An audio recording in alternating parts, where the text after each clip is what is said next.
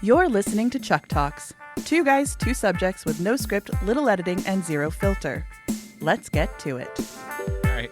Hey guys, so Chuck Talk number 7 with a twist. I think it's like 6. Anyway, go ahead. It doesn't matter. Yeah. All right, so I got my producer Jeb 5000, What up? and I got my man Chuck. That's right. There is no Chuck for Chuck Talk tonight. That was my Chuck impersonation, by the way. With his deep belly laugh. Yeah. So unfortunately, Chuck is incognito tonight, and so there will be no Chuck on the Chuck Talk. This is a first, probably not a last. Charles has 2 young kids and a very demanding household, to put it politically correct. And he is just moved, and he just can't make it tonight. So, Chuck, He'll be missed. he'll be missed. We'll get him back, Let me though. pour a little bit of Michelob Ultra out. Do you hear that, guys? Oh, sponsor. Sponsor. Yes, Yeah. sponsor alert, Michelob Ultra. All right, so tonight's format, there is no Chuck, and we're going to do it a little bit different. Yep. So, Jeb has decided to ask me to take 3 shots of tequila and drink 3 beers. Oh, yeah. I have drank the 3 beers, but not the 3 shots of tequila. And now I'm going to rant.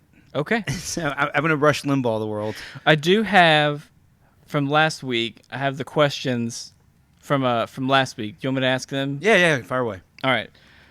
Little fact checking. I believe you were emailed about this, about the hospitals being paid to write COVID on the death reason Paid, of death.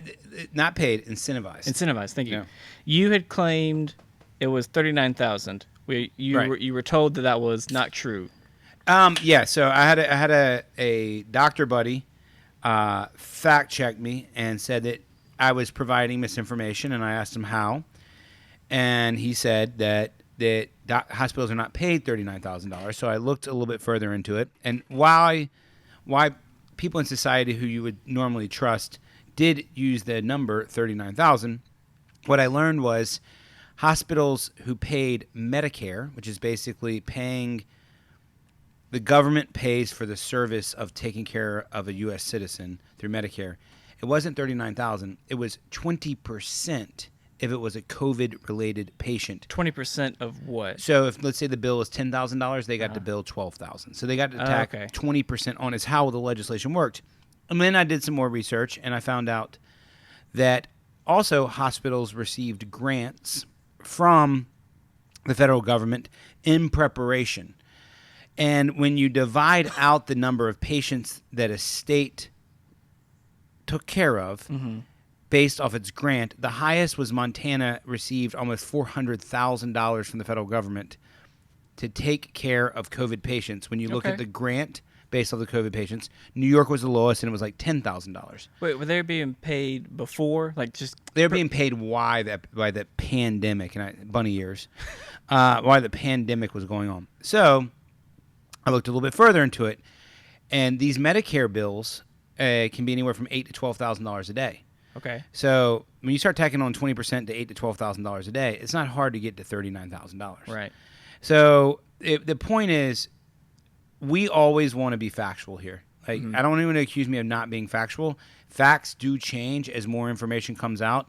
But if I say something that's against your narrative, please challenge us. Like, Yes, please do. Please do. But just because I say something that's factual doesn't mean it's misinformation.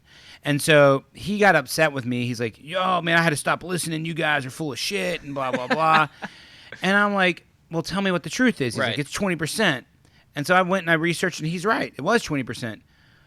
But when you look at the average hospital stay costing $50,000, $60,000, well, 20% is a lot of money. Yeah.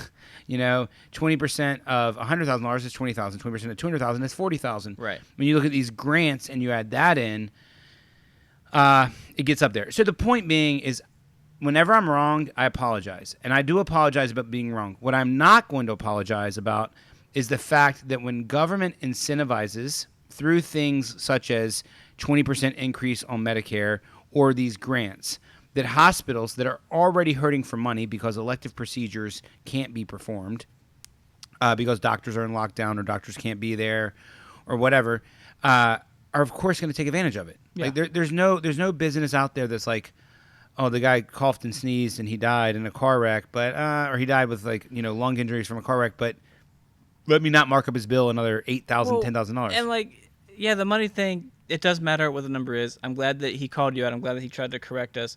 But if you incentivize people writing COVID for the death, like, it doesn't matter if you pay him $1 or $100,000. What is the incentivization? Yeah, what's the altruistic version of doing that? And then I pushed back and I looked at the CDC, which is really funny here. And so, like, talking numbers, and this is facts. If you go to the CDC website, you can see lung-related illnesses and deaths. And it got to the point where, and I recognize that maybe not all data have been reported, that for a week in May, I believe it was, 6 deaths were related to the flu. Okay? And this May. This May. 6. So to put in perspective, the average flu-related death over the last 10, 15 years is around 40,000 a year. So that's just south of 1,000 a week. Oh, Obviously, wow. It's more in January, February. It's more in March, April, May. I mean, it's less in March, April, May. Yeah. It's more in November, December. But there's a huge but. Less than 6,000 people have passed away from the flu this year. Mm-hmm. Passed away from the flu. And then I pointed this out to him. I was like, we're off pace by like a solid 70, 80%. Those could be clumped in with COVID. Sure. And he's like, no, they wouldn't do that. They would test for it. And I'm like, would they really if they don't have the test? Especially like, if you're being paid listen, not to. I have someone on a respirator for 3 days. I can bill Medicare $40,000. I can tack on another 8,000, or I can test the flu and not get to tack on another 8,000. Right. Okay. And you also just admitted to me that a lot of these hospitals can't do elective procedures, and they're hurting for cash. Okay. So here's a private entity that needs money, and the government's offering to pay them 20% more on an invoice. And I'm not trying to say. And he's like, to correct you, it was one of my friends who's an engineer, and his brother's a doctor. And I'm like, I'm not trying to accuse your brother and say that all doctors are nefarious and they're trying to rip off the government. Like, that's not what I'm saying. But a lot of them are. Yeah. And I don't know what a lot is. It's a subjective word. And then the other thing that I found interesting when I was doing this research is, and I told him, I was like, well, let's look at the end of the year, the number of expected deaths we had from the flu, how many we had. And let's also look at the number of expected deaths of pulmonary disease and how many we had. Because if the expected deaths this year are the same as what the CDC predicted on January 1st from pulmonary disease, then whether they die of COVID or the flu, it doesn't matter. And he's like, well, my brother said, and I swear to God, I can read the email. He's like, well, my brother said we could have stopped the flu anytime we want. Doctors have always known if you shut down a society and quarantine people, we can stop the flu. Yeah. So maybe that's why they're only reporting 6 deaths of the flu. And I said, okay, does that mean then that Barack Obama has over 300,000 people's deaths on his hands? Barack Obama could have shut down society. Doctors knew that. He chose not to. 300,000 people died of the flu under Barack Obama's administration. Does that mean Barack Obama killed 300,000 people? That's the same logic. And obviously it's facetious. Like, I'm just making a point. And the point is there's other factors at play. And maybe that's what Sweden sees. Maybe, when he said we could stop the flu, he was saying stop it by quarantining everybody. Yes, he's saying that like every year the flu kills, between 30 and 50,000 Americans. I think a bad year is like 60 or 70. A good year is like 25. And they know that the best way to stop a viral disease is just tell everyone to stay home and make it like criminal. You can't leave your house, draconian measures, stay the fuck home. And okay, then that means if you're saying that government's supposed to do that, then Barack Obama has 300,000 people's deaths on his hand. And of course that's facetious. Like, I don't think Barack Obama should have shut down society, just like I don't think, and I've been saying it for the last 3 months, I don't think we should have shut down our society. Because there's other factors at play. And that's like what I say, like that's what Sweden saw. There's other factors at play. Ignore herd immunity. Ignore the fact that there's riots. You can go back and read my prose on March 13th that I published online. I called the riots in June. Literally, by date, in June, there was going to be riots. There's going to be, I literally said the words, hungry mouths and no law. It's true. And so they're going to try to blame this on George, the Floyd death, which is definitely the spark. No doubt in my mind. It's the spark. 400 years of repression mixed with 25% unemployment rate, and then a guy being strangled for 9 minutes by a white dude. Technically. Yeah, I mean, like, what? It's technically 8, but either way, you're off by 1 minute. Thank you for getting my math here, right? Either way, like, is they really rioting over that? I mean, it was bad. It was terrible. It was horrible. Like, hashtag I support Black Lives Matter. Terrible. But that's not why they're rioting. If unemployment was 3%, Yep. I guarantee you there'd be no riot. And proof of that is Eric Gardner. Proof of that is Trayvon Martin. There were other people who passed away under similar circumstances, and there was no riot because unemployment was under 5%. Now unemployment is 25%, and the media is trying to race bait. The media is trying to, remind us that or stop us from realizing how much the WHO, the WHO and the CDC lied to us about this whole pandemic.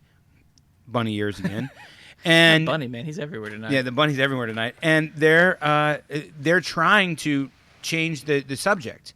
And it's crazy. If you go read the media headlines right now, it's mind-boggling how there's not one coronavirus headline. Not one. I will say, I thought it was interesting.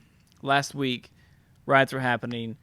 Like the first, I go on YouTube every now and then. Like the first, 4 YouTube videos that are supposed to be from the news, like experts warn coronavirus is gonna go rampant with all these protesters. Yeah. Like every single video is about coronavirus is gonna be worse because of all the protests. But 2 weeks ago.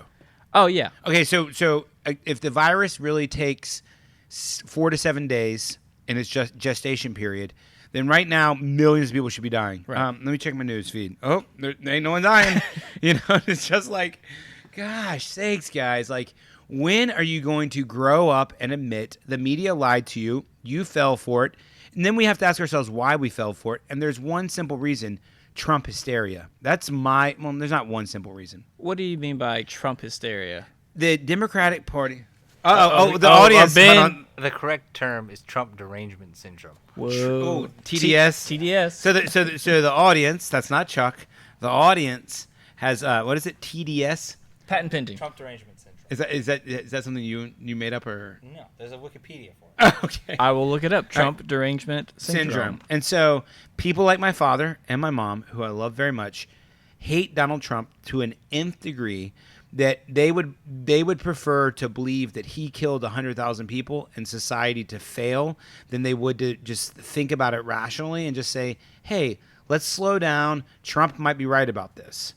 Trump might be right that there's other things and that the economy is super important because the economy is a lifeline to 350 million people. and they can't. The audience is handling this his is cell interesting. phone. TDS is a term for criticism of negative reactions to United States President Donald Trump that are perceived to be irrational and have little regards toward Trump's actual policy positions or actions undertaken by his administration. Yeah, that's exactly what I'm saying. And so basically anything he says it's just you say the opposite. is but it's he could say, but you hate whatever he says. I had my dad laughing, and I love my dad to death, and he's extremely smart. And I was like, Dad, this is how bad it is. And he's like, how bad? I go, Dad, I could ask you, what do you think the United States policy should be on the coronavirus? And you can go talk to your brothers who are doctors and have PhDs, and they're all super smart guys. And you could write up a policy. I could literally take it word for word and have Trump read it that night on television in the Oval Office. Your words, Dad, one for one. And you would completely disagree with it. And he just started laughing. He goes, yeah, you're right. Well, I mean, it's great that he's laughing. Yeah, I mean, my dad's a 73-year-old man that thinks every day, critically. He's a critical thinker. But and he hates Donald Trump. Donald, my dad, hates you. I'm sure Donald is super upset about it. Mr. Chrisman, I don't really care if you hate me. I'm just trying to rebuild economies. Is that sexy Trump? That's my best Trump. Black sexy Trump. Black sexy Trump. Man. Anyway, but yeah, I'm glad that your dad can laugh about it. I'm glad we can joke about it. But at the same time, that is super annoying. Yes, that's a joke, but also, I don't like Trump either. But like you were saying, he says some things correctly. Right. Listen, a broken clock's right twice a day, right? Yeah. I mean, it's just, to me, and I have so many friends who are just bleeding heart liberals. And guys, I love you. Your empathy's in the right place. But I always tell people who are bleeding heart liberals, what's the end goal? And then let's debate the policy backwards. Don't say, I want to sacrifice grandma. I don't that's right. Just you're attacking me, the messenger. Not that I'm saying, I have the same end goal as you, Dad. It's keep people employed. Don't have riots. Don't have black people being killed by the police. Don't let grandma die. I'm trying to juggle all these balls with you, Dad. A good test is to ask somebody. Can you hear the audience? Speak up. I said a good test is to ask somebody, Do you believe that I believe that what I'm arguing for is the best for everyone, or is just me like wanting what's good for me? And if the person says like, I believe that you believe that, I believe that you believe you're just arguing this for yourself, then you can't have a conversation with that person because he believes your intentions, or he or she believes your intentions are wrong. And unless you get them to admit that like you both want the best possible outcome. Yeah, that's a good point. And that's he said it. That's the studio audience there. He said it better than me. And the point is, you have to, when you go into these like societal debates that are like rampant on Facebook and chat groups, you have to both start with the premise that you both want what's best for society, not what's best for the individual. And so people are like, oh, Steverdamus, he's just fucking crazy and he doesn't give a shit about society. No, that's further from the truth. I will pass any lie detector in the world that shows that I care about society. I care about all parts of society. And sometimes I think Donald Trump might have a good idea. And sometimes I might think Barack Obama might have a good idea.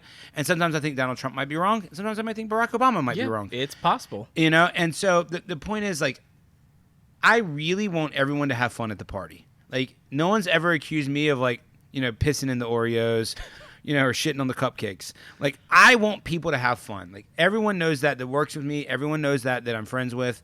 I just want this. Let's all be healthy and happy. Yeah. And so that's my goal. And how do we get there? But how do we get there? And that's the point. And that's when it's just like, hey, maybe we should lower taxes. No, my God, the rich don't pay enough taxes. God damn it, pay more taxes. Or maybe we shouldn't shut down and say, oh, my God, you want to sacrifice grandma? No, I don't want to sacrifice grandma. I'm just thinking about the big picture. I'm just thinking about the big picture. Like, I was talking with a guy today, and he was like, I used to live in Panama. People know that out there. I lived there for 10 years, and he was like, oh, Panama's in such better shape than the United States. You guys are writing. I'm like, just wait. Like, they came out of lockdown for 4 days, and their cases, quote, unquote, spiked, and they went back down into the lockdown of the country of Panama. And I'm like, no, what happened is the government realized shit's going to get out of control because no one has a job. He's like, no, where's the facts? You don't know that. And I'm like, it's just history. There is no job. He's like, no. They suspended employment contracts in Panama. Everyone has to be paid when they go back to work. I'm like, these companies don't have money to pay anyone. I don't care what it's like if Jeb came to me and said, I have an employment contract with you as a producer to pay me $10 million. Right. Whether he had it or not, I don't have $10 million. And it's just like... Legally you have to pay me, though. Yeah, oh, yeah, exactly. Well, if that makes you feel good, put that under your pillow tonight, Jeb, and just I'll wait sleep for with the my check. contract. Yeah, sleep with your contract. And it's just so silly. And he's like, oh, we're not rioting yet. I'm like, they're not letting you out of the house in the military police. Just wait. Give it 90 days. Just give it 90 days. And I told him, I was like, I'll make a bet with you. I'll bet you $5,000 in 90 days. I'll name 5 places in Panama. I need you to go at midnight and take a photograph. And the point being, there's no way he'd go into these neighborhoods because they'll be completely unsafe. That's what you're saying. And he's like, no, he's like, I wouldn't go to those neighborhoods even during the day. I'm like, well, then imagine how they're going to be in 90 days. In 90 days, where there's like, these are like favelas, they say, like a slum, or it's like 20,000 people living in a building.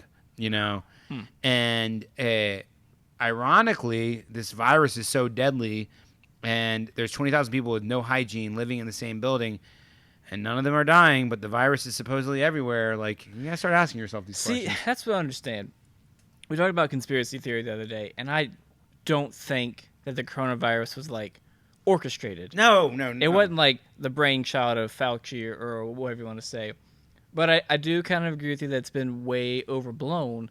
What frustrates me is I don't have a degree in political science. I don't have a PhD at all. But even I know, like, if you put people out of work for 3 months, there's going to be some unrest. How do they not see this coming? Yeah, it to me, that's the comical thing to me. I literally had, like, my family is very privileged, and they all sit in privileged chairs, and they can't admit it to themselves or what, but I remember talking in March with them. They laughed at me. No, we're not going to riot. That's just that's nothing. I'm like, guys, if you put people out of work, a lot of people live paycheck to paycheck or month to month or 2 months to 2 months. And of course, the IRS, like, the IRS and the Small Business Association, all these just bungled all these loans. Right. And just like, it was just a crapshoot. And I saw that they send 150 million stimulus checks. Well, reminder, there's almost 350 million Americans. So there's 200 million that didn't get it Right. because they're not in the system or whatever else. That basically means there's 156 million people who filed taxes in 2018 or 2019, and there's 200 million who didn't. Put that in your pipe and smoke it. And the whole thing is just like, it's just a mess, right? It's just a complete mess. And these societies, there's so many informal economies, which is like, I'm gonna go over to your house and clean it, and you're gonna pay me $20, and I'm gonna go to the guy who sells, pancakes on the corner and get $5 worth of pancakes, and I'm gonna go over here, and it's called an informal economy, and they're a lot bigger in places like, excuse me, the Michelob Ultra's talking to me, and these informal economies are a lot bigger in countries like Latin America, but they're big in the United States too. Like, let me just polish your rims or wash your car or mow your grass or whatever. And that informal economy also got blown up. And that's not factored really into the GDP and stuff like that. So sure, the GDP got blown up too, but the informal economy, how these people live, where they're out on the street washing a window or mowing a blade of grass or going down and picking up a $10 an hour job for, whatever. I mean, a guy out in the United States right now, he can go pick up a $10 an hour job for 10 hours, throwing away garbage or cleaning up whatever, and go buy groceries for, a week and a half if he's eating ramen noodles. Yeah. And I'm not saying it's the best way to live. I'm not saying that it's how I would want to live. I'm not saying that should be his only opportunity. I'm just saying it's a way. Right. And if he goes the next day, he gets $200. If he goes the next day, he gets $300. But he has to choose to do that. And I can't put a gun to his head and say, hey, you have to go buy organic kale from Whole Foods. If he wants to eat ramen noodles and drink a Bud Light, he can eat ramen noodles and drink a Bud Light. Like, Whole Foods Mafia is no joke. It's so silly, right? Like, so many, like, we got to fix the homeless problem. What's the problem? There's 60,000 people living in LA on the streets. Have you talked to them about it? Do they hate it? I don't know. Well, go ask them first. Like, I don't know. Like, go ask. Like, are you trying to find a job and really can't find one? Because there's 10 signs over there that all say now hiring, and it's just like, I don't get it. It's just like we want to force what we believe is the correct lifestyle on everyone around us. I'm not saying I have the correct lifestyle. I'm just saying I want everyone to be able to choose their lifestyle. Okay. That's all I'm saying. Like, I think that's what's best for all of us is everyone gets to sort of choose. And I get it. Like, well, you're born on first base and they're born on third base and blah, blah, blah. I get it. Like, we are all get a different starting. And the beautiful thing about America is the idea that you can vertically move, not horizontally. But you want to move to a nicer neighborhood, there's a way to do it. You want to have a nicer job, there's a way to do it. You want to go get educated, there's a way to do it. Like, how many opportunities? This is literally the land of opportunities. And it's provided by the culture, not by the government. Wait, so hold on. I just want to make sure I understand you. You're saying that many homeless people are, like, choosing to be homeless right now? Oh, yes, 100%. 100%. Like, I not everyone. Right. And unfortunately, Chuck is not here, but Chuck worked at a homeless shelter in Boston, and he used to tell me about how everyone he worked with for like 3 or 4 years, and we can remind him to talk about on the next podcast. Yeah. They're all just like, dude, I got a great life. Like, I come in here, I get a free meal, I go out on the street, I play the guitar, collect $20, I go get a couple whiskeys, go drink it, smoke a cigarette, and I'm having fun. Huh. And it's just like, listen, if you got a 3-year-old and a 5-year-old and you can't pay for a room, that sucks. But if you're a grown adult and you want to live on the street, who am I to say that's not a good way to live? You know what? They're probably a lot more free to me. Because you know what I was doing at 7:30 at night? I was printing koozie orders because all my staff left for the day. And so I'm sitting here printing koozie orders. And you know what? It would have been nice to sit under a bridge and have a Colt 45 and just chill out for a little bit and not be stressed. And so who am I to say I'm happier than him or my life is better than his? Like, it's I call it the Christian phenomenon, which is basically like Christians want you to be Christian because it supports their belief and it justifies their belief. Now, not all Christians. I think some Christians are very comfortable and like, hey, believe what you want to believe, but this makes me feel comfortable. If you want to talk about that, I'd be more than happy to. I'm a Christian, and I've been going to church for years, and I've definitely seen, like, yes, I do believe that, I do believe in what I study. Like, I do believe in the Bible. I do believe absolutely. that's true. And yes, I would love other people to believe that. but I'm not going to force you to do that. If Right. you want to talk about it, I would love to have a conversation. But if you're not in the mood, if you've been abused by church people in the past, I get it. Yeah. We don't. I'm not going to force you to do anything. And I think that's the same thing that I'm saying. It's like, I'm not going to force you to do anything. I'm not going to say, hey, you need to pay into the system. You need to have this. You need to have that. You need to have security. You need to have insurance. Like, that's the way I'm choosing to live my life, just like you're choosing to be a Christian and live your life.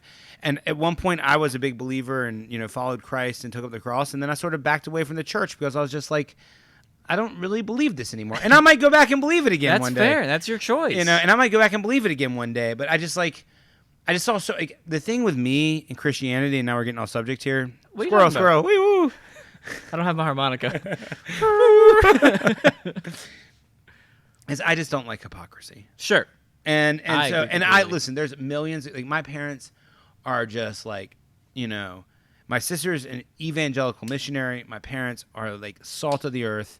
Like, will take anyone to church. They just truly believe it is the way, the truth, and the light. And that's a beautiful thing. And it helps them get through day to day, and it helps them really impact positively society. But it's just not for me. Yeah. And it was for me, and I'm so thankful for what I learned from the church. And I think I let my parents take my kids to church, but because I don't want to be a hypocrite, I don't go. Because at least I don't pretend. But like, Mom, Dad, you want to take the kids to church? Take them. You learn a lot of good things, a lot of good values. You believe Jesus is the only way to heaven? Cool, then do that. But the whole thing with me is just like, when you start trying to convince others to believe what you believe in order to make yourself feel better about your belief, then you don't really feel good about your belief. Right. And I think that's the whole thing. Like, everyone needs to have health care. Well, no, they don't. Like, maybe people choose not to. Yeah. Maybe people want to choose their own health care. Maybe we want to have holistic doctors. And who am I to say that's not a good idea? Well, everyone needs to pay taxes and participate in society. No, they don't. Like, they can go live on a mountain and not make any income and not pay any taxes. Yeah. Or they don't drive on roads and don't pay taxes. Or they consume little and they pay very little.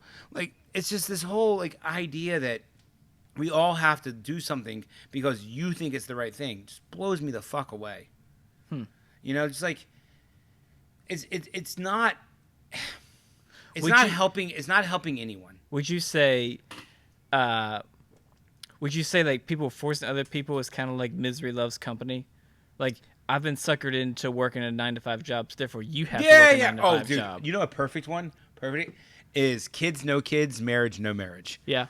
Single people. Oh man, single life's the greatest, bro, man. Like, no way, man. Like, one vagina for the rest of my life. Nah, man, nah. Married people. Oh, this is really great. Right. I love this and that. Kids, man, dual income, no family. Woo, Cabo San Lucas. You got to come join me. People with kids. Oh man, kids are the greatest experience ever. And it's just like, listen. And my wife and I jokingly try very hard. And we make fun of ourselves when we catch ourselves telling people how great our lives are. Because we're like, dude, we're just trying to justify it. Like, our life sucks sometimes. Well, and like, kids wake you up at 5 o'clock in the morning. They shitting on you. And you're like, oh, my God, this is I think that's a miserable. really interesting point because, like, there are pros and cons to all lives. Like, Of course. I'm a single guy at the moment. No girlfriend, no wife, no kids. And, yeah, there's a lot of benefits. I do whatever I want to do whenever I want to do. Yeah, I can drink. I can do whatever I want. I don't have kids waking up at 5 in the morning. But at the same time, I don't have kids. I don't have a wife. Like, there's a relationship there that's kind of missing. But I don't know. And the whole thing to me is like, stop trying to convince other people that you made the right decision. And Right. like, I would say my wife and I are actually pretty good at not convincing people to have kids or not convincing people to get married or because we did. People ask us like, do you enjoy it? And we tell them the truth. It's fun until it's not. And so it's like, it's funny, but like, I think that's a lot of politics too, right? Is we might be insecure in what we believe. And I am insecure in what I believe, and I can admit that. And that's why I've arrived at the conclusion for now that everyone should be able to believe what they want to believe and live their life how they want to live without government interfering in it. Yeah. If you want to live under a bridge and smoke crack, who am I to tell you that's not a good life? Ben is a fan of that policy. Yeah, I mean, like, Ben's one of the people who helped me, like, orate my policy and, like, sort of, I had thought these thoughts before I met Ben, and then they sort of, like, I don't want to say they came to fruition, but they sort of, like, helped crystallize, might be a way of saying it, and just making to be able to say it in a way that other people understood it. Like, who am I to say, honestly, that some guy under the bridge doing heroin. Well, he might die. So what? That's You know, kinda his that choice. that could be his choice. Yeah. You might be afraid of death. Maybe he's not. Yeah. Well, what about his 401k? What about it? What about it? Yeah. Like, I mean, like, he doesn't have one. Yeah. Like, it's just so silly to me. And like, he looks miserable. Have you talked to him? No. Okay, then how do you know? You know, and it's just like, I don't, it's silly to me, man. Yeah. It just really is silly to me to start assuming you know what's best for other people. Well, I do want to have a few other questions. Oh yeah. Sorry, I ran it there. No, for a you're while. good. We can keep going back and Hey, forth. where's Charles? I don't know. Chuck, speak up. Oh yeah, Charles. I've been doing all the work, man. You ain't said a goddamn thing. How's laundry and moving? Yeah. So one other question I had, I was a little confused by your statement. You were saying something about trying to fit a square peg in a round hole. And Yeah. what? I know what you're trying to convey, but like, what are you implying that's actually about? Okay, so our public policy, our government-based policy, and our reaction to the coronavirus. 2 examples. The federal government was asked for their stance on the coronavirus, and it was all over the place. And it didn't make sense. And the same thing happened at state and local levels. Let's use New York as an example in Cuomo. You know, he loved his 15 seconds of fame. Yeah. I really think that his intentions are not good. And Really? yeah, I mean, why are I'll get that in a second. Okay. Let me finish this All right, question. all right. But basically, a round peg in a square hole, or a square peg in a round hole, is that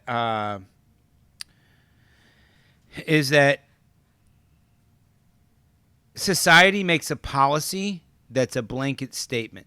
And so what's good for New York City may not be good for upstate New York.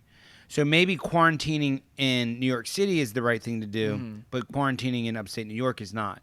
So I got in a debate today with someone, and they're like, I was telling them that North Carolina is barely at 1,000 deaths, that we haven't really been in lockdown for 6 months. We're the 8th largest populous state in the United States. We're very unhealthy. Like, Oh yeah.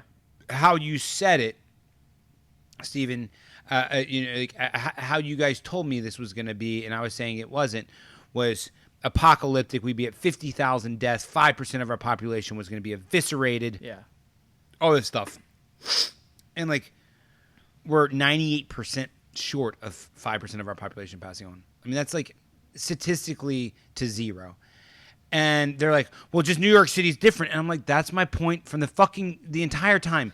If the mayor of New York City believes that because people live in high rises and they need to stop using elevators because elevators are an incubator, then shut down New York City. But why shut down upstate New York? Why shut down North Carolina? I see what you're saying. And so it's a round peg in a square hole or square, and that's how government works. Because government, like, they can only, like, we're really not that smart as humans, right? Like, artificial intelligence is much smarter than us. They put on blinders, and they only have their experience. So Fauci's worked in government for 60 years. How is he to think that diet and exercise is the solution when all he's seen is pharmaceuticals? Pharmaceuticals are the solution. Pharmaceuticals. There's no way to convince Fauci that vitamin D, sunshine, exercise, sleep, supplementation, and a healthy diet is the solution to fighting the coronavirus. Because he's only ever thought and only ever told and only ever been told and only ever believed that the only way is the pharmaceutical industry to fight this. He's also like dug himself in a grave, like you were saying. Like he's been doing this for so long. If he were to go back now, I mean, it's like trying to debate someone who only uses half the facts. Mm-hmm. Like going up to Fauci and saying, hey, listen, Fauci, maybe the message should be consistently diet, sleep, exercise, sunshine, social distancing, and masks. Maybe that's the best way. He's like, no, vaccine, pharmaceuticals, vaccine, trials, pharmaceuticals, drugs. They're going to save us all. And that's the only thing he's ever thought. I'm not saying that vaccines are not important. Right. I'm not saying that trials are not important. I'm not saying that science research is not important. They're all important. 2 things can be true at once. What I'm saying is, what the data shows me is if you don't have a comorbidity and you're taking care of your health, your death is practically zero. yeah, And unless you're like 95. And then there probably is a comorbidity you're unaware of. right. Such as old age. Yeah. Such as your blood vessels are just worn out. But the point being, and that's a round peg in a square hole, and that's why I get so upset. Like, people are like, we needed to discuss with you, Steverdamus, what is the role of government in society? And I'm like, are we talking Wake County? We talking Raleigh City Council? We're talking Eastern North Carolina, talking North Carolina, we're talking the East Coast, we're talking the federal government. Because whether what government we're discussing is going to change how I believe. I've said it a million times. Bernie Sanders, move your ass to North Carolina. Be the mayor of Raleigh. Come down here. Feel the burn. Bernie, I'd vote for you. Move to Raleigh. I would too. But no way in hell I'd vote for you as president. I don't think so either. Because your policies are not good at a federal level. At a state or local level where I can talk to you if I need to. Yeah. I can get you on the phone if I need to. Bernie, your policies are beautiful. So my policy at the federal level is let every state and city council have the ability and have the power. I asked my dad, what's the name of the city council? I don't know. What's the name of the school board of directors? I don't know. What's the name of the town auditor? I don't know. Dad, you're like one of the most involved people in politics, and you think that sending your people to Washington to pound 350 million round pegs into square holes is a good idea. It's a terrible idea. Like, the federal government should be there just to protect city and state governments and get involved if, like, Mecklenburg County and Wake County have beef, if North Carolina and South Carolina have beef. And that's what it started out at. And then it evolved because we had a bunch of different issues. But we can go back to that. Like, they're called amendments because you can amend them. Which means change. Which means change. For those who don't understand what the word amend means, it means change. So we don't have to have these amendments. We don't have to say the federal government has all this power. You know, and that's why they had the Bill of Rights, right? The Bill of Rights is like, hey, these 10 truths are self-evident, and these 10 truths are probably going to be important no matter what you guys choose in the future.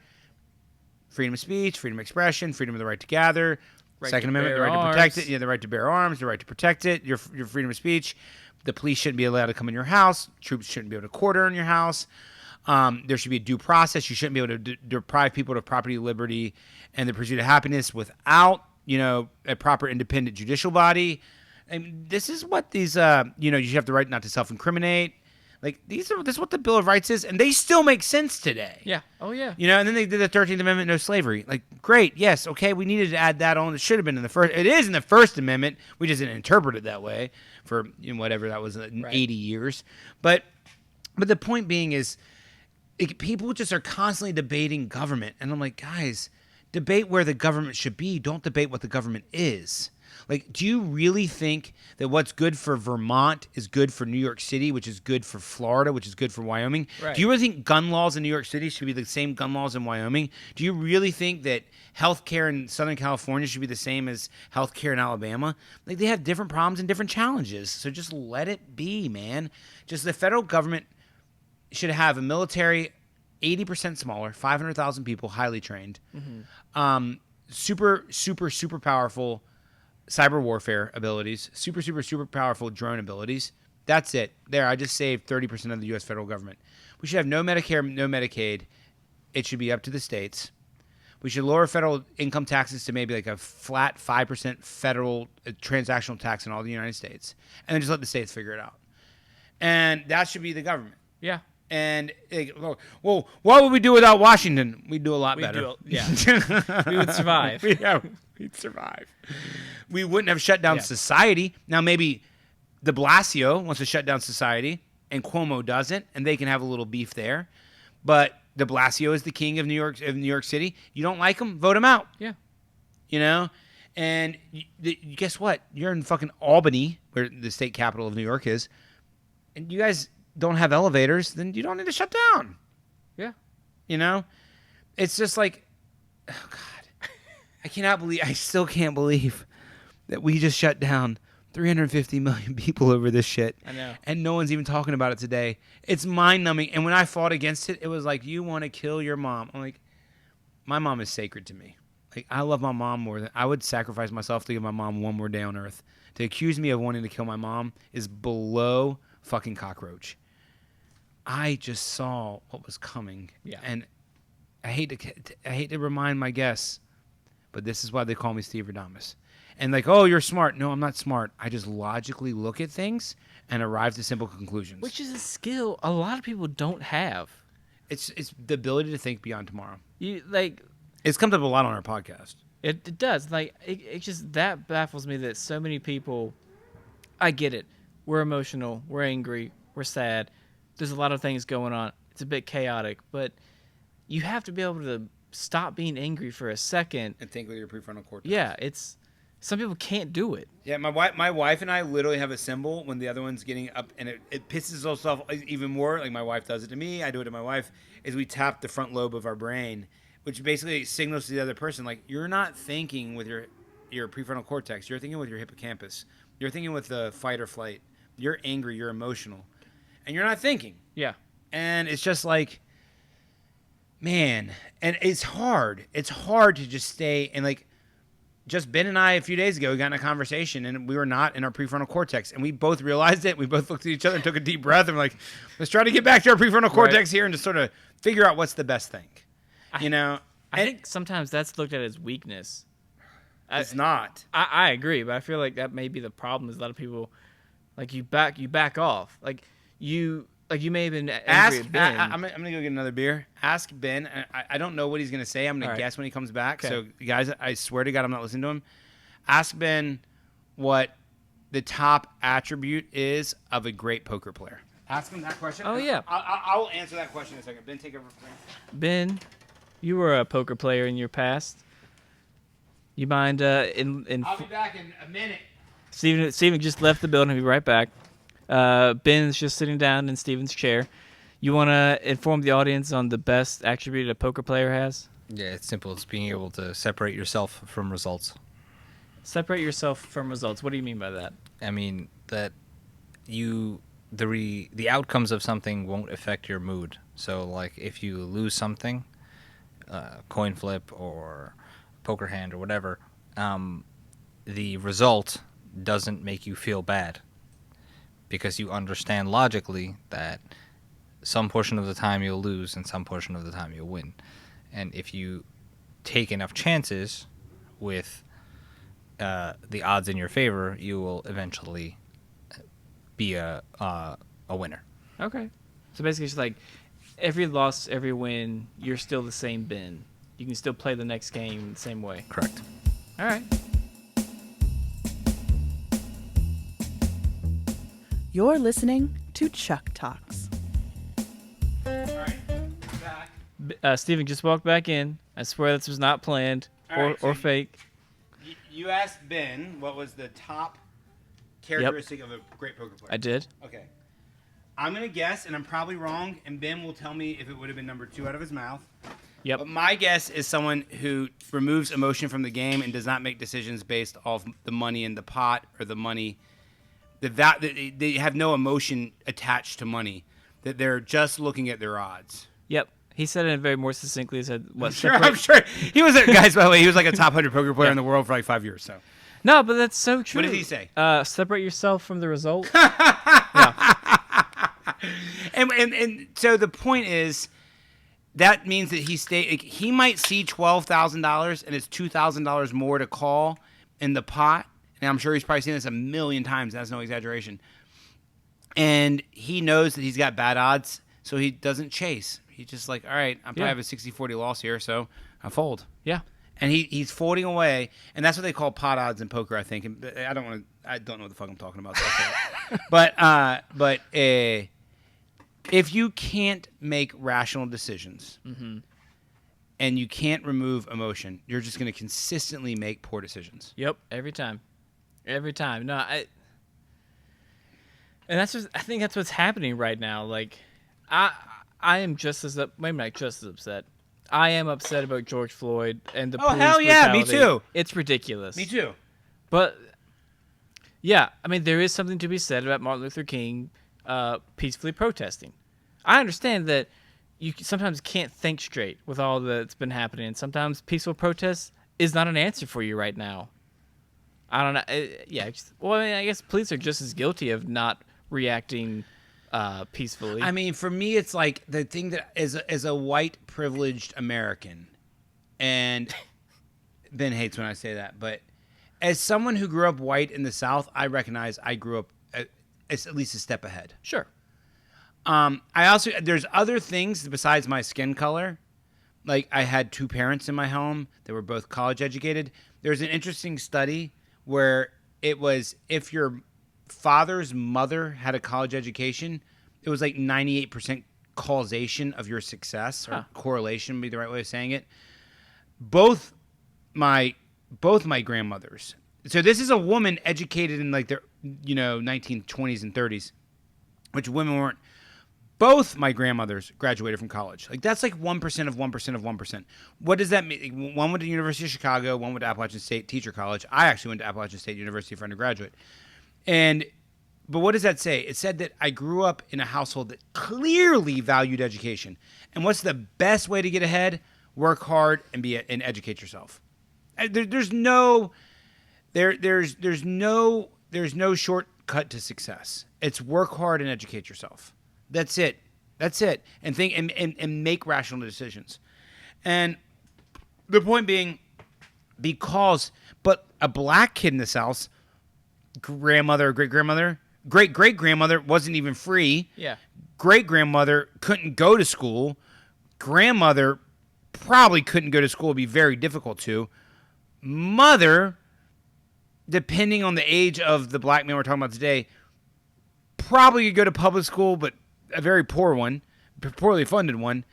So, like, what chance do they have? Right. It's just like I'm over here, and with an F-18 and you're using a slingshot. There's like no way you're going to win this war. And so I recognize I have that privilege. Now, don't get it twisted. One of my favorite debates is there's two men that I highly respect, Irvin Magic Johnson and Dwayne Wade. Both of them have transgender black male sons. And I ask, who has a better chance at financial success? Me or Magic Johnson's kid, or me or Dwayne Wade's kid? And it's a very clean debate. And it's like, well, he's not going to be accepted. He's transgenders and that. And I'm like, yeah, but he's starting out with $50 million to go invest. Mm-hmm. And so a lot of that success comes from being socioeconomically derived. But blacks haven't had a chance to build any type of wealth, or relatively build any type of wealth. And so they're starting from a difficult position. And it's just a fact. Yeah. I don't know. I don't think, reparations is the solution. I really don't. I think I would just anger people more.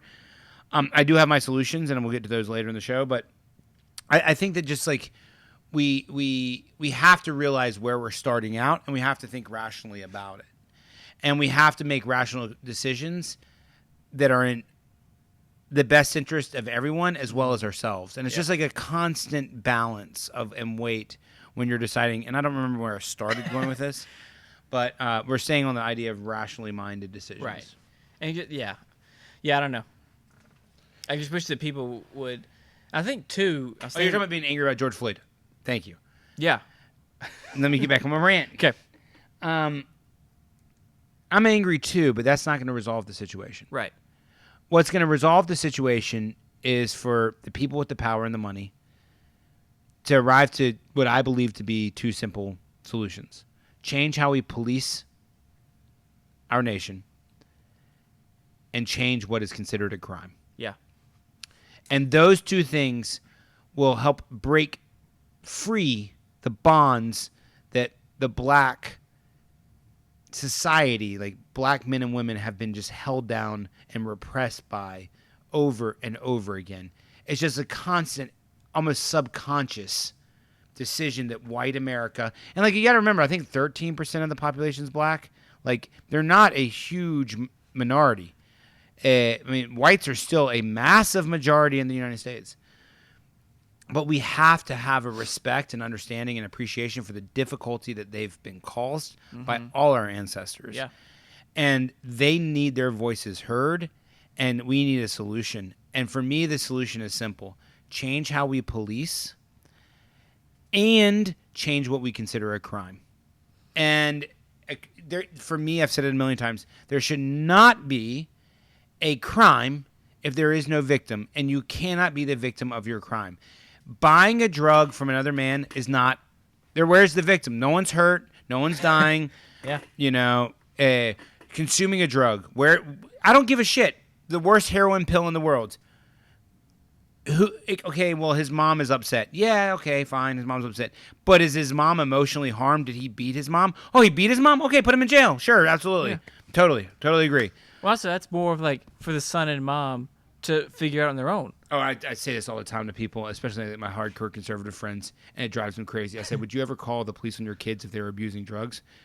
If the answer is no, never call them on my kids. I'll fucking shoot you. Like, do not call the police on my kids if you see them strung out on the street. Call me, and we'll deal with it as a family. Yep. Like, the idea that you lock someone up because they can't handle a narcotic, it gets under my skin. And the idea that you're going to call somebody because someone else has chosen this, oh my God. Not very much makes me mad. I don't think I've ever seen you this angry before, actually. Well, Which is odd. It's like, I've said this until I'm blue in the face. The problem with the criminal justice system in the United States is everything is a crime because, not everything. A lot of things are crimes because we have to make money off prisons because there's people getting rich off prisons, and we're literally locking people up for smoking a plant, for injecting. Hey, listen, I don't want to do it. I'm not saying I am not encouraging my kids to do it, but if someone is doing it, that doesn't mean I think the solution is locking them up.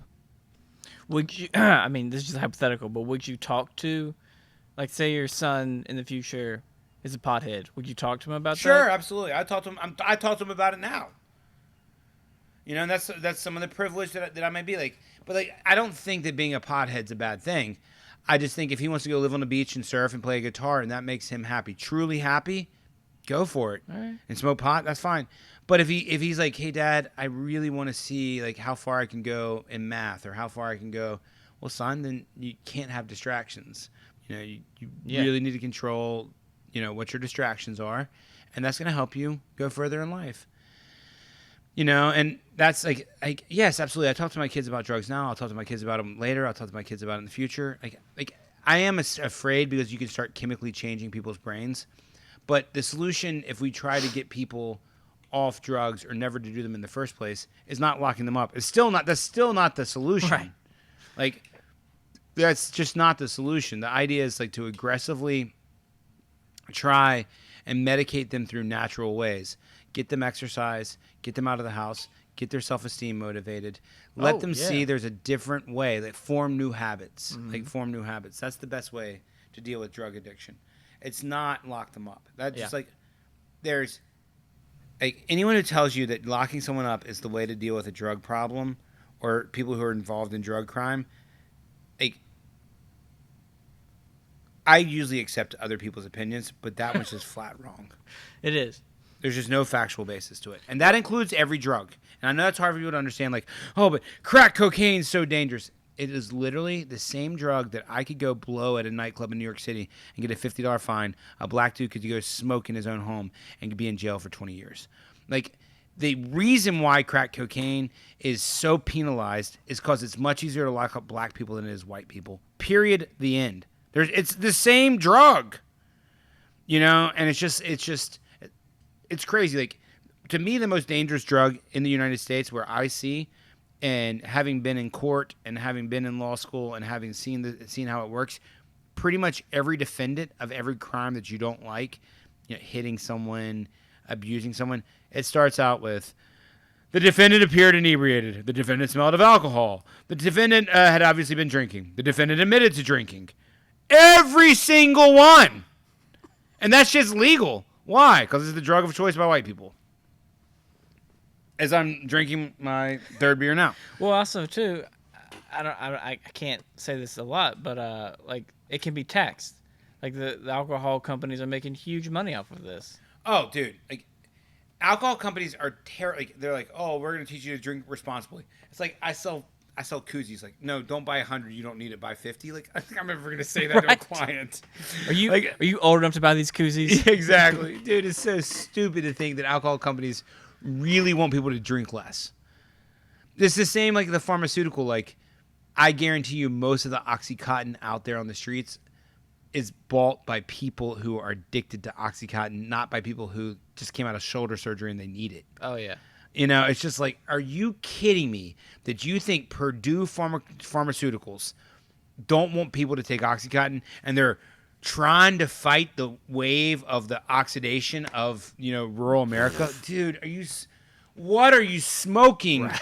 I literally have some beachfront property I'll sell you tomorrow in Alaska. Like, you are fucking dumber than a bucket of bricks. Like, oh my God. It's crazy, man. It's crazy. Yeah. You know, and it's just sad.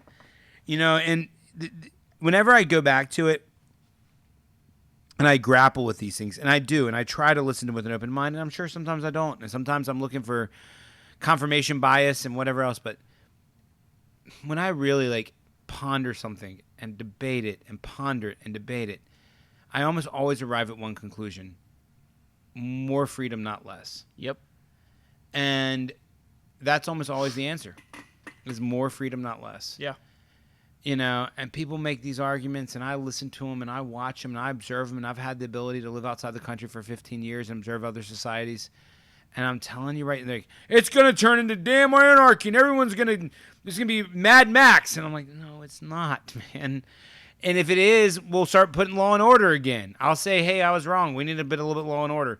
But the thing is, like, government never is going to acquiesce in its own extinction. Government's not going to be like, hey, guys, you gave me too much money, gave me too many guns. Yeah. Yeah, like, I really don't need this Oval Office. You know, it's Right. just like, no, I love this power. Oh yeah. It turns me on. I'm sure it does. Dude, can you imagine like what these senators like do in the bedroom? Yeah, exactly. So, perfect example about how power, just people run with it. So, this is my Ben and I went to the gas station, got a couple of 6-packs of Michelob Ultra, and they wanted to card me. I'm 41 years old, and I'm like, hey man, I don't have but my it wallet. looks 18. Yeah, exactly. I wish.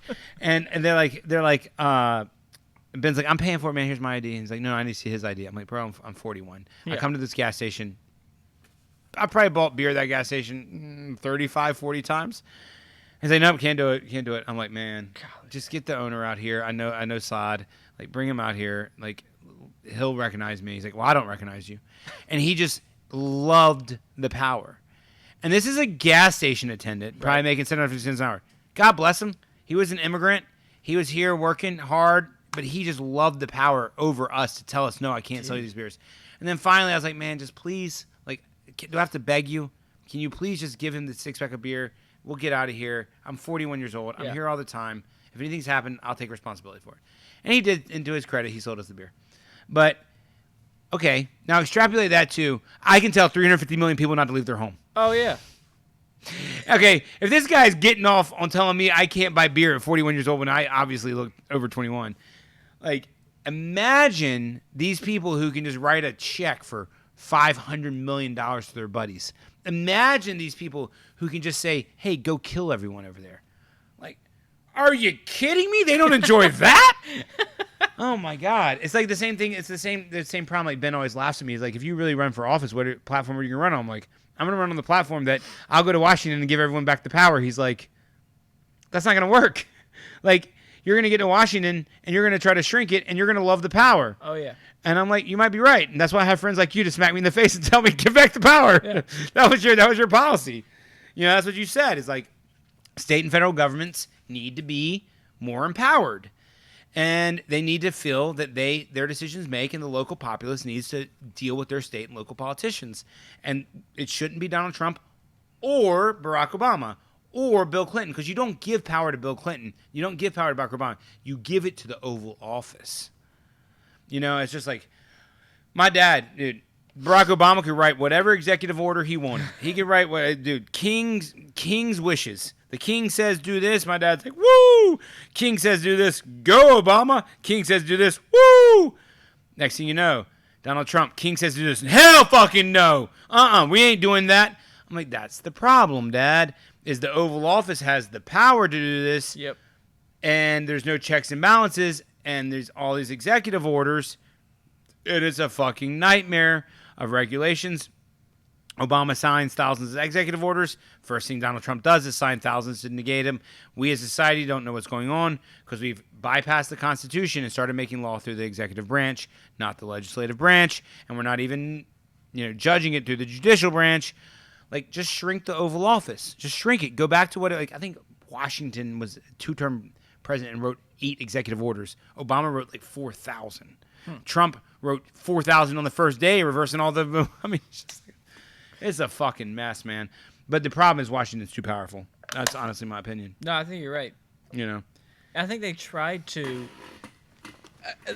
stop that with the term limits, and that helps somewhat. Yeah, it does. It does. But like judges don't have term limits, senators don't have term limits, congressmen don't have term limits. Yeah. I mean, you get like average age in the Congress is like 80. Like they grew up and their formative years, we were literally under practically apartheid. How are we going to tell them that apartheid is bad if they grew up with a practical segregated society? Mm-hmm. Like, Jesus Christ. Like, does anyone see this as a problem? Like, fucking John Roberts, the Chief Justice of the Supreme Court, to me, the most powerful man in America. He literally decides what laws he chooses to strike down or let be. Like, oh my God. That is so powerful. Yeah. The dude's 56. I don't know. No one I'm should have 42. that power. There's a decent chance he outlives me. Oh, yeah. I mean, it's crazy to me that this dude, for the next 40 years, not elected, is going to have more power than anyone in America. Like John Roberts. Like, do you understand how powerful you are, man? Like, it's crazy he doesn't have a term limit. Right. But if I go up there and run on office, like, we're going to do term limits, how many of these fat fuckers in D.C. are going to be like, yeah, this is a great idea. No, well, hold on. Why am I signing this? Right. You mean I can't get $250,000 a year to tell other people what to do? Yeah. Work 6 months out of the year? Like, No. God damn. When you give these people power, you ain't getting it back, man. Mm-hmm. You ain't I mean, you get it back through a revolution. That's how you get it back. Yep. And, you know, geez Louise, I don't want to say that on the air. But, I mean, it's just like, you're not getting it back from these guys. They ain't giving you shit back. You know, you gave them this power, they're going to do whatever the fuck they want to do with it. And it frustrates me because there are some senators who are trying to do good. Like, there are... I think some. Yeah. There's definitely senators that go up there and say, "Hey, listen, I'm the term limits. I'm going to do a self-imposed term limit." Yeah. The guy out of Tennessee just left. The guy out of Arizona just left. Like, I don't agree with where the party's going. I'm out of here. You know, and you could argue, well, they did it for other reasons. Like, they thought they couldn't re-win. That Trump was going to target them. They didn't feel like dealing with it. Jeff Blake out of Arizona, who I think will run for president one day. The little dude out of Tennessee, I forgot his name, but like, it's Cochran, maybe, I don't remember. But I do think that people go there well-intentioned. Yeah. You know, and that was Ben's point to me. He's like, you go there well-intentioned, but like you get engulfed with just like, dude, flying on private planes and having checkbooks. And I mean, how nice would it be to tell 3 million people go invade another country? I mean, that must feel good. I mean, if that's what you want to do, you know? And so it's just like, it's just like, how do you sell someone on the idea that I'm going to go there and do nothing? I mean, I guess you have to sell them on the idea that I'm going to go there and ensure that you can work locally. That's the only way you can phrase it, I think. You know, Ben is telling me I'm stupid, which happens probably about 7 times a day. Minimum. Yeah, minimum. So, but it's just like, I don't know. It's complicated. I think I need to think about it a little bit more. You know, I don't know the answer. I mean, no one does. 6 months away from being an anarchist. I mean, Yeah. You heard it here first. Ben R. making the predictions. Yeah. Maybe. I think that's what frustrates me too about, like, politics is complicated. And I think it's okay to admit you don't know the answer. Yeah. Like, a lot of people, I've recently discovered that people don't like to admit when they're wrong. I know, shocking, right? Yeah. But, like, people don't like to admit they're wrong so much. And, like, they will,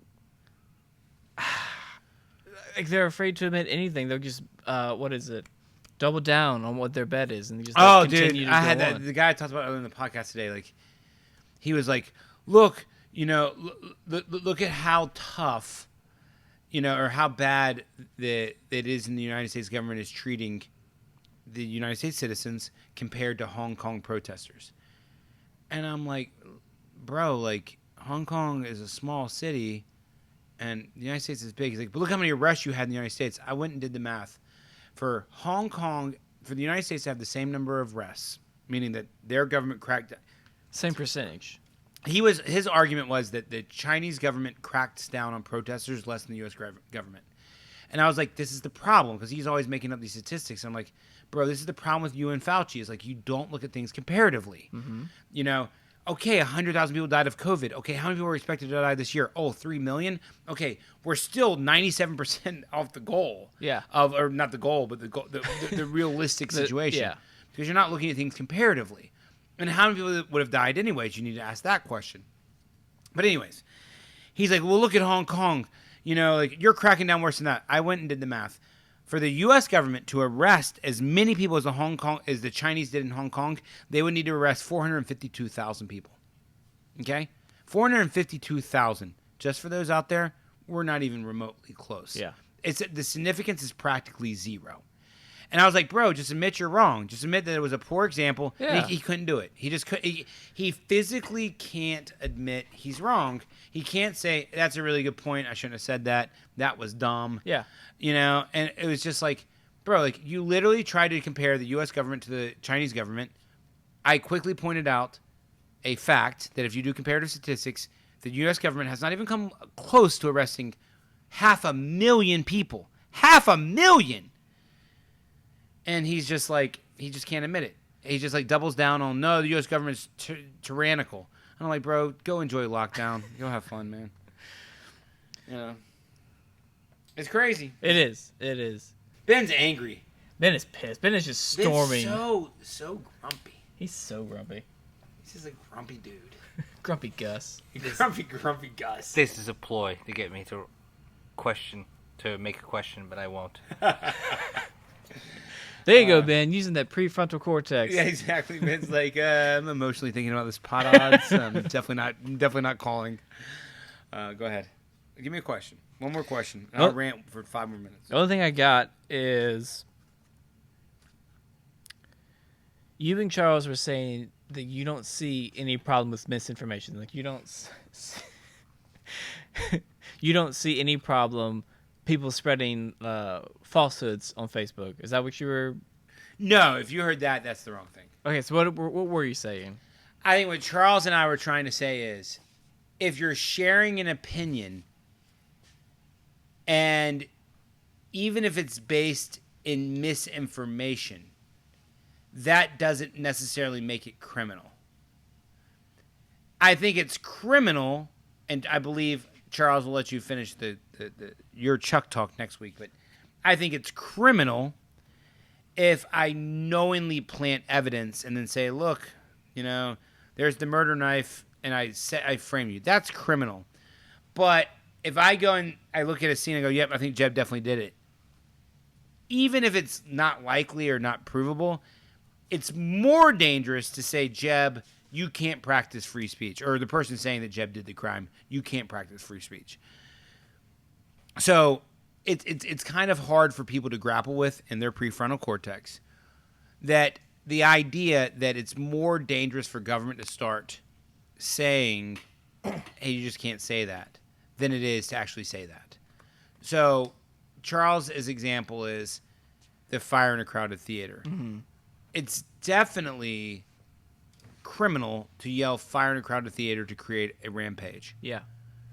But if it's plausible or possible that you believe there's a fire and yell it, we should protect that free speech.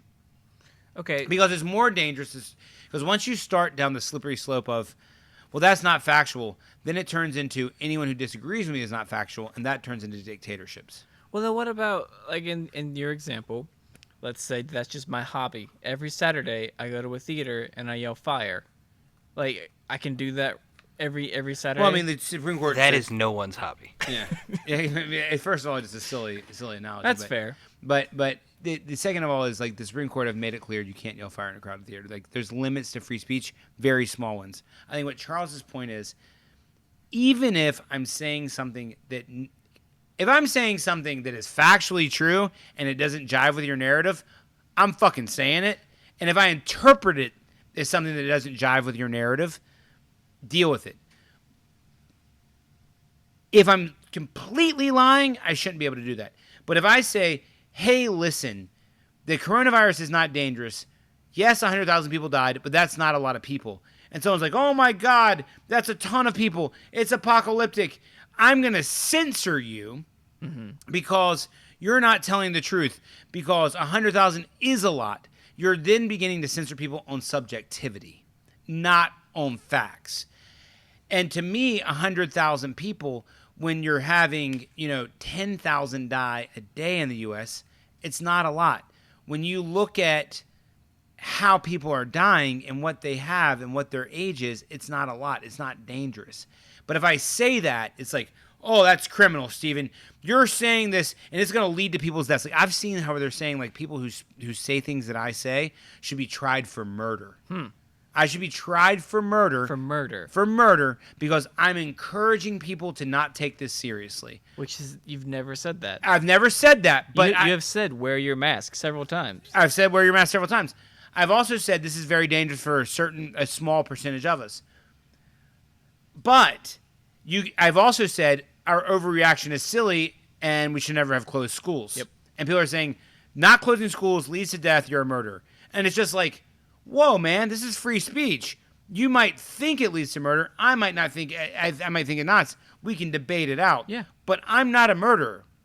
Just like I'm not saying that Barack Obama's a murderer because he didn't shut down the flu and 300,000 people died of the flu under his watch. He's a murderer. For It other has nothing reasons. to do with the flu. But there's a lot of fucking Iraqi and Afghan babies that are no longer with us thanks to him. In the U.S. military. Yeah. That's an interesting topic. We should get into it later. Yeah, later. Ben, Jesus Christ, we're trying to get a closure here. But the point is, like, you can't just go around. It's more dangerous to censor people than it is not. And that's why we just have to err on the side of free speech. Like, believe me, there's a lot of kooks out there that make up some crazy-ass conspiracy theory. I'm like, God, you're not promoting the cause here of just, like, reopening society. People think you're absolutely crazy. That Bill Gates was, blowing Xi Jinping in a Chinese Wuhan lab to get his sperm to create a virus that they were going to unleash that was going to fly on an airplane undetected on angel wings that were actually butterfly devils to the United States to kill your grandma. Like, bro, God damn, stop. Like, just say like, hey, listen, it's really not as dangerous as we thought it was. Maybe we should reopen society. Maybe we should spur some economic growth. Let's all take a deep breath. Yeah. Grandma, you might want to stay inside. Hey, guys, if you're in a crowded public place with a lot of grandmas, everyone put on a mask, please. Yeah. Like, we're just, oh, my God, why are we so extreme? I don't know. Why are we so extreme? I don't know. Listen, I love everyone out there. As I always say, I'm not a doctor. I'm not the smartest guy in the room. I just ask questions. You can hate me. You can love me, but just know I will always love you. And practice your free speech. I might not always agree with you. You might not always agree with me, but practicing free speech is important. Yep. And yes, I'm going on the record. Black Lives Matter. Boom. Thank you very much. Love you guys. Good night.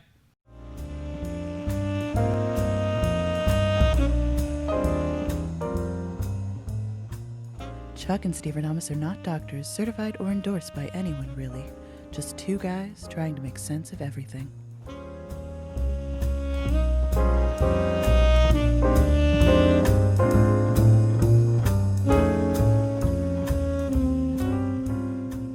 That's all for now. Until next time.